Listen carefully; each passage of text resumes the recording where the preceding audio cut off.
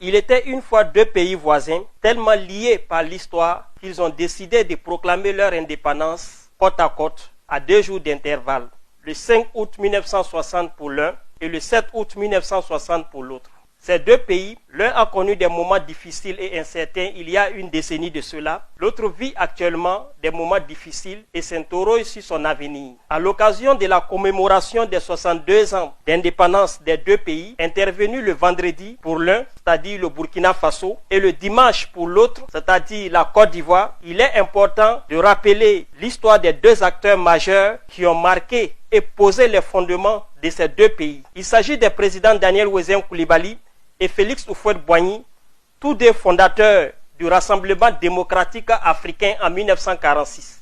Ce grand mouvement a lutté pour l'émancipation du peuple africain.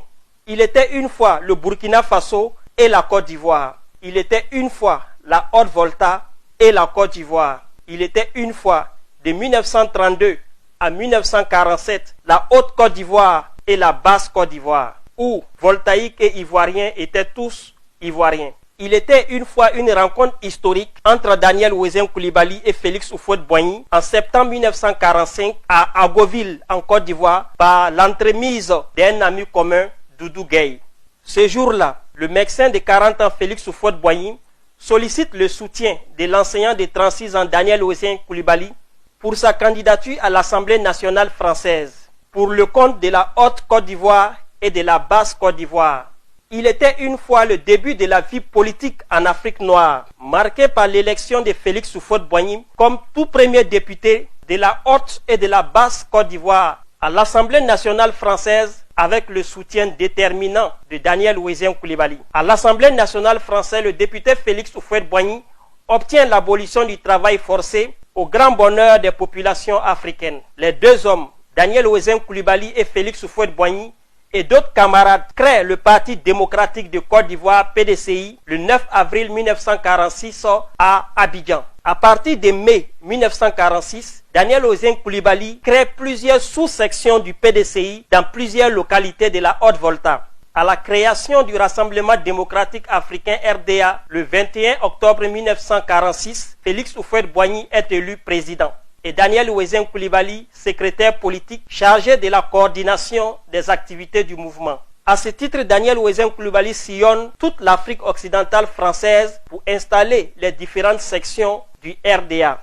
Daniel Wezen Coulibaly est au Soudan, actuel Mali, pour positionner Modibo Keïta, qui deviendra le premier président du Mali. Daniel Wezen Coulibaly est en Guinée-Conakry pour positionner Ahmed Sékou Touré, qui deviendra le premier président de la Guinée. Daniel Wezen Coulibaly est au Niger pour positionner Amani Diori, qui deviendra le premier président du Niger. Daniel Wezen Coulibaly est au Dahomey, actuel Bénin, au Cameroun, au Sénégal, au Congo, etc. pour l'installation des différentes sections du Rassemblement démocratique africain. Il est surnommé le lion du RDA par les militants du RDA. Le 22 octobre 1946, sur l'initiative du député Félix Houphouët-Boigny, 148 meilleurs élèves de la Haute et de la Basse-Côte d'Ivoire embarquent sur un bateau pour aller en France pour poursuivre leurs études secondaires. Ces élèves proviennent des écoles supérieures de Bingerville, de Bouaké, de Bobo-Dioulasso, de Ouagadougou, mais aussi des écoles professionnelles de Côte d'Ivoire. À leur arrivée au port de Marseille, en novembre 1946, les futurs cadres africains sont accueillis par Daniel Wezen Coulibaly, qui les confie à un élu français, Léon Robert. Ce dernier va organiser le placement des enfants dans les écoles françaises. Parmi ces enfants qui deviendront des responsables plusieurs années après, nous retenons deux noms, Marie-Thérèse Brou et Abdoulaye Sawadogo. Marie-Thérèse Brou deviendra Marie-Thérèse Houphouët-Boigny, première dame de Côte d'Ivoire de 1960 à 1993. Abdoulaye Sawadogo deviendra ministre de l'Agriculture de la Côte d'Ivoire du 23 septembre 1968 au 27 juillet 1977. Le 10 novembre 1946, Daniel Wezen Coulibaly et Félix Houphouët-Boigny, avec leur jeune frère Philippe Zenda Kaboré, sont élus à l'Assemblée française comme députés de la Haute et de la Basse-Côte d'Ivoire. Au Parlement français, Daniel Wezen Coulibaly dénonce le taux de scolarisation extrêmement bas en Afrique et plaide pour l'augmentation du personnel enseignant en Afrique. Il plaide pour la gratuité des soins pour les invalides des territoires d'outre-mer et pour l'égalité des soldats des troupes d'outre-mer et des troupes métropolitaines. Lorsque la Haute-Volta est rétablie le 4 septembre 1947, Daniel Ouzin Coulibaly choisit de rester député de la Côte d'Ivoire. Mais il reste très actif en Haute-Volta car de son avis, le combat qu'il mène est panafricain. Le 20 décembre 1947, Daniel Ouzin Coulibaly préside à Bobo-Dioulasso un congrès du RDA. Il transforme la sous-section du PDCI en Parti démocratique voltaïque, section du RDA. Le 23 octobre 1948, 50 000 personnes se mobilisent à Bobo-Dioulasso pour accueillir les députés Daniel Ouzin Coulibaly et Félix Houphouët-Boigny qui revenaient de Dakar après une rencontre politique. Pendant 2 jours, des meetings sont organisés à Bobo-Dioulasso et à Banfora pour dénoncer les exactions de l'administration coloniale sur les populations. Au Parlement français, au cours de l'année 1949, le député Daniel Ouzin Coulibaly plaide pour l'égalité entre les Noirs et les Blancs. Il plaide pour l'égalité des pensions des invalides de guerre d'outre-mer et pour une plus grande proportion d'officiers africains. Le 27 septembre 1955, au cours d'une réunion du comité de coordination du RDA à Bamako au Mali, Daniel Ouzin Coulibaly s'adresse à ses compagnons de lutte, Modibo Keïta, Sékou Touré, Mamadou Konaté, Jean-Baptiste Moké, en ces termes, et je cite: « Notre grand mouvement d'émancipation n'a pas à avoir peur.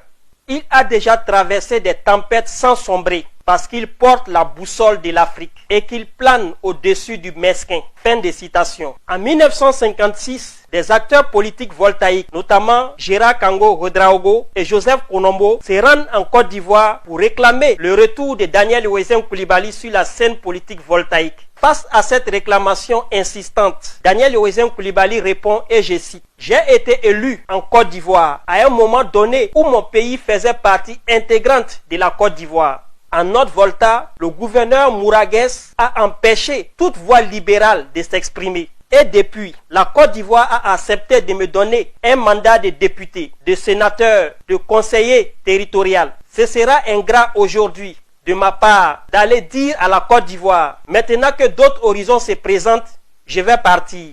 Mais il est certain qu'au fond de moi, je souhaite aller servir la Haute-Volta, tout en sachant qu'en servant la Côte d'Ivoire, je sers l'Afrique et par voie de conséquence la Haute-Volta. » Fin de citation. Daniel Ouzin Coulibaly revient néanmoins en Haute-Volta et devient le premier président du conseil de gouvernement de la Haute-Volta du 17 mai 1957 au 7 septembre 1958. Son programme politique est consigné dans son discours-programme qu'il présente le mardi 20 mai 1958 devant l'Assemblée territoriale de la Haute-Volta. Dans ce programme, il écrit, et je cite: « Dans un pays comme le nôtre, situé à la limite de la zone sahélienne, le premier problème à résoudre est celui de l'eau. Si l'eau jaillit, la vie apparaît. » Fin de citation. Ce discours-programme reste plus que jamais d'actualité dans le Burkina Faso d'aujourd'hui, qui est à la recherche de ses repères, et les acteurs politiques actuels gagneraient à s'en inspirer. À son décès le 7 septembre 1958, le président Daniel Ouzin Coulibaly reçoit des funérailles nationales au Burkina Faso, à Ouagadougou le 14 septembre 1958 et à Bobo-Dioulasso le 15 septembre 1958. Des funérailles auxquelles le président Félix Houphouët-Boigny de la Côte d'Ivoire, Modibo Keïta du Mali, Amani Diori du Niger et Léon Mba du Gabon assistent. Le président Sékou Touré de la Guinée, représenté, décrète une journée de recueillement et de prières de la part des populations guinéennes pour le président Daniel Ouzin Coulibaly. Devant la dépouille mortelle de son ami et frère, le 14 septembre 1958, le président Félix Houphouët-Boigny affirme, et je cite: « Le président Daniel Ouzin Coulibaly jouait un rôle important dans la vie de chacun en Haute-Volta, en Côte d'Ivoire et au RDA. Il avait sur nous tous cette supériorité que lui donnait sa race, l'indépendance et le mépris du danger. » Fin de citation. Le successeur du président Daniel Ouzin Coulibaly, le président Maurice Yaméogo, va continuer la collaboration avec le président Félix Houphouët-Boigny jusqu'à l'indépendance des deux pays en août 1960. Dans son oraison funèbre, le 15 septembre 1958 à Bobo-Dioulasso, Maurice Yameogo affirme que le président Daniel Oessien Coulibaly continuait de diriger son gouvernement sur son lit d'hôpital.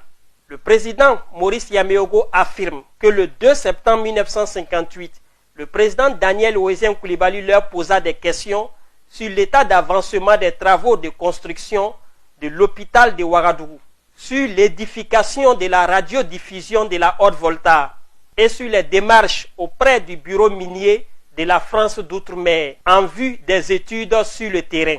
À l'inauguration de la radio Volta le 25 octobre 1959, le président Maurice Yameogo a rappelé que c'était la réalisation d'un projet de son illustre prédécesseur, le président Daniel Oessien Coulibaly. Bonne fête d'indépendance au peuple burkinabé et au peuple ivoirien dans le souvenir de ce passé commun et dans la vision d'un avenir panafricain pour l'intérêt de tous.